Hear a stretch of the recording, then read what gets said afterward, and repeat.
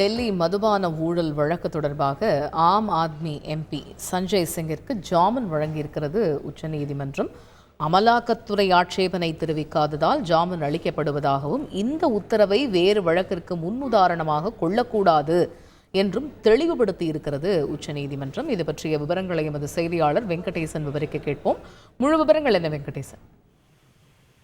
வணக்கம். டெல்லி மதுபான கொள்கை முறைகேடு வழக்கில் ஆம் ஆத்மி கட்சியின் மாநிலங்களவை உறுப்பினரான சஞ்சய் சிங்கை அமலாக்கத்துறை கடந்த அக்டோபர் 4 கைது செய்தது. இந்த கைதை தொடர்ந்து அவர் தற்போது நீதிமன்ற காவலில் உள்ளார். அவர் ஜாமீன் கேட்டு தாக்கல் செய்த மனுக்களை டெல்லி சிபிஐ சிறப்பு நீதிமன்றமும் டெல்லி உயர்நீதிமன்றமும் நிராகரித்த நிலையில் உச்சநீதிமன்றத்தில் ஒரு மேல்முறையீடு மனுவை தாக்கல் செய்திருந்தார்.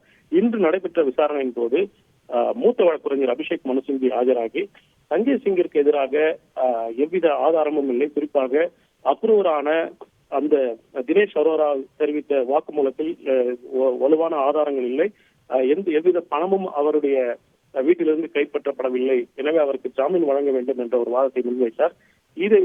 இதற்கு அமலாக்கத்துறை சார்பில் ஆட்சேபம் தெரிவிக்கவில்லை.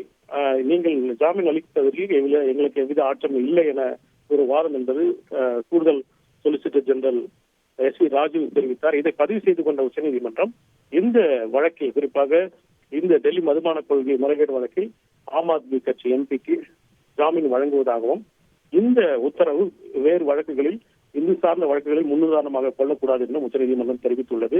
இதே வழக்கில் டெல்லி முதல்வரை நேற்று 14 நாட்கள் நீதிமன்ற காவலுக்கு டெல்லி சிபிஐ சிறப்பு நீதிமன்றம் அனுப்பிய நிலையில் அக்கட்சியின் மூத்த தலைவராக உள்ள சஞ்சய் சிங்கிற்கு ஜாமீன் கிடைத்திருப்பது உண்மையிலேயே ஆம் ஆத்மி கட்சிக்கு ஒரு சாதகமான உத்தரவாகவே நாம் பார்க்க வேண்டியுள்ளது.